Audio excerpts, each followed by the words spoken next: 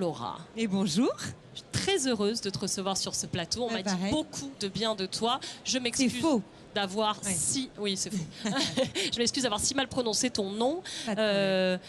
Laura, est-ce que tu peux nous expliquer un petit peu ton parcours?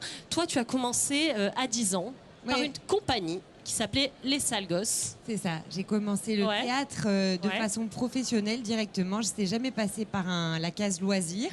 Sur un malentendu, je voulais m'inscrire dans des cours de théâtre et il se trouve que ça a été un micmac. Au moment où je m'inscrivais, eux passaient des auditions pour la troupe professionnelle. Et donc j'ai été engagée dans la troupe professionnelle. À 10 ans. À 10 ans, voilà. Tout va bien. Le travail des enfants, tout ça, c'était pas un problème. Ah si, la DAS était sur tes côtes. Très attention, bien sûr. Mais bon, ça l'a fait. Et en fait, ça m'a mis dans une espèce de logique comme ça, tout de suite. Il fallait assurer. Si notre moyenne chutait à l'école, on était renvoyé de la compagnie. Donc il fallait réussir à assumer les deux en même temps, l'école et le théâtre. Et l'école dont tu parles, c'est l'école Charles. Ah non, quand je parlais de l'école, c'était l'école des Sales Gosses, c'était la compagnie des Sales Gosses, voilà, quand j'avais 10 ans. Parce que ce que j'ai sur ma petite fiche de ton parcours, chère Laura, c'est qu'ensuite tu as étudié à l'école Chardonnay au conservatoire du 5e arrondissement de Paris, ce qui n'est pas rien. On sait que le conservatoire, c'est quand même un gage de talent immense, de qualité, c'est un enseignement de grande qualité. En fait, ça c'était après le bac. Parce que le deal avec les parents, c'était tu as le bac et après tu fais ce que tu veux. Après, ils ont essayé de me carotte. Ils m'ont dit fais quand même une licence à la fac. Et j'ai dit non. Ils ont eu un peu peur en vrai. Ils avaient peur. Et donc, moi, j'avais dit mais le temps que je ne passe pas à la fac, vous inquiétez pas, je passerai à faire quelque chose de constructif. Donc, parallèlement à l'école Charles Dullin, qui était une école de théâtre, j'ai monté ma première compagnie de théâtre, un spectacle, et que j'ai fait financer en motivant mes camarades à jouer dans le métro. On faisait des happenings dans le métro de scènes classiques et après on passait un chapeau en disant cet argent va nous servir à payer des costumes pour un spectacle qu'on est en train de monter. Et c'est ce qui s'est passé. Grâce à la générosité des métropolitains, j'ai pu monter ma première pièce aux côtés d'une troupe que j'avais formée à l'école Charles Dullin. Voilà.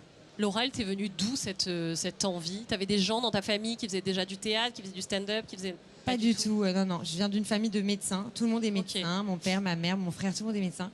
Donc, je sais pas. Peut-être, un concept philosophique dirait que la médecine soigne les corps et l'humour les âmes. Mais ça serait très tiré par les cheveux. Bon, pas sûr. Tu as monté ta compagnie, tu en parlais tout à l'heure, à 19 ans, ça s'appelait Les Strapontins. Comment ça s'est passé, cette première création? Parce que c'est pas évident, c'est comme une création d'entreprise, c'est comme, c'est franchement, faut y aller, c'est ça, même à 18 ans, j'ai dû me plonger dans des manuels de qu'est-ce que c'est que les statuts d'une association, comment monter une structure, quel type de structure, tout ça. C'était quelque chose. C'est lourd mais bon, quand on a la nécessité, on avale n'importe quelle purge, même celle de l'administration. Ouais, ça c'est plus dur. Hein. Tu écris aussi ton propre et ton premier one-woman show. Ouais, plus tard. Juste après, exactement. Un peu par hasard. En fait, non, pas vraiment par hasard, mais c'est juste que l'aventure de collectif, de troupe et tout, c'est génial, mais c'est très chronophage et parfois très ingrat. Et quand on a 18 ans, 20 ans, on rencontre des gens super. Et puis après, les envies, les ambitions divergent un peu et c'est pas grave. Donc, on a fait un peu chacun nos routes en solo. Et moi, en tant qu'interprète, en tant que comédienne, je trouvais que les rôles qu'on me proposait en tant que jeune comédienne étaient très limitants. Parce que pendant longtemps, c'est vrai que même pour les fictions, etc., les rôles de nana n'étaient pas les plus marrants. C'était dans les comédies, c'était surtout la meuf du mec marrant. Et voilà. Et la jeune ou alors la jeune première, la belle gosse, machin. Et moi, je me reconnaissais dans aucun des stéréotypes qu'on me proposait. Donc, je me suis dit, au lieu de me plaindre, je vais m'écrire mes rôles. Et c'est comme ça que je suis venue à l'aventure solo, on va dire. Et tu t'es pas contentée d'écrire des rôles pour toi, pour les autres, de monter une compagnie. Tu as aussi fondé une association qui s'appelle le Réchaud et qui fait le lien en fait entre les populations réfugiées locales autour de la cuisine, comme son nom l'indique. Le Réchaud.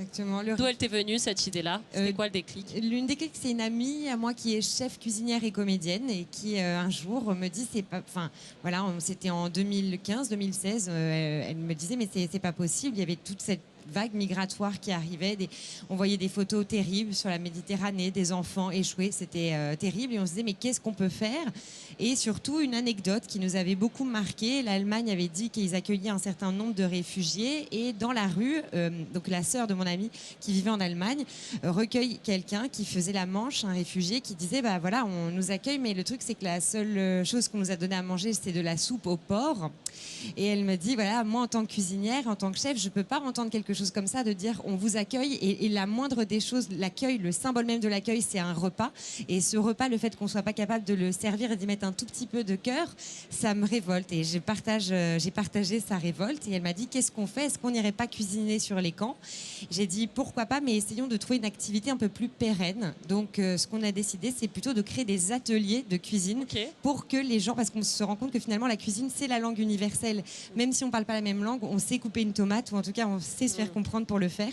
Donc, on a décidé de mettre en place ces ateliers pour tisser du lien vraiment entre les populations réfugiées et locales. Ensemble. Cuisiner tous ensemble et que chacun puisse participer. Toutes et tous ensemble, voilà. Et après, peut-être, après maintenant, cette association, c'est devenu carrément une association d'insertion sociale, puisque en France, on le rappelle, il y a plusieurs centaines de milliers de postes à pourvoir dans le domaine de la cuisine. Et voilà, et en contrepartie, il y a des gens qui demandent à travailler. Donc voilà. Bravo Laurent. En tout cas, c'est quoi les prochaines étapes pour toi, pour l'association où est-ce qu'on peut te suivre? Pour l'association, plein de choses. Vous pouvez suivre la table du réchaud. Voilà. Et pour moi, j'ai un nouveau spectacle dans lequel je me suis lancée dans l'aventure de la quasi-autoproduction. Très bien, bravo. Merci. Qui s'appelle Une nuit avec Laura Domange. Trop bien. Et c'est à la Nouvelle Scène, à Paris, et en tournée un peu partout en France. Sinon, je suis... À partir de quand? Là, dès en ce moment. Allez, en tous ce les moment. vendredis et samedis. Et puis, à partir de janvier, ça sera à la Scala le mardi. Ok. Un peu partout en France. Je suis également sur une chaîne de télé, Teva. Ouais. Dans l'émission Piquante. Excellente chaîne de télé. Excellente, aux côtés de l'excellente Nicole Ferroni et une bande de talents formidables. Et sur France Inter le lundi. Magnifique. Merci Laurent, on a beaucoup de chance. Mais non, c'est nous qui sommes honorés. On a beaucoup de chance de t'avoir entendu pour tous tes engagements, tout ce que tu fais. Surtout, allez écouter et rire avec Laura Domange. La prochaine date, tu nous as dit, pardon, c'est où? À la Nouvelle Scène. À la Nouvelle Scène. Précipitez-vous pour aller prendre vos billets. Vous allez passer un moment merveilleux. Merci beaucoup, Laurent, en tout cas, d'avoir été avec nous. Et bravo pour tout ça. Merci. Bravo, vous pouvez l'applaudir, c'est clair. Merci à toi.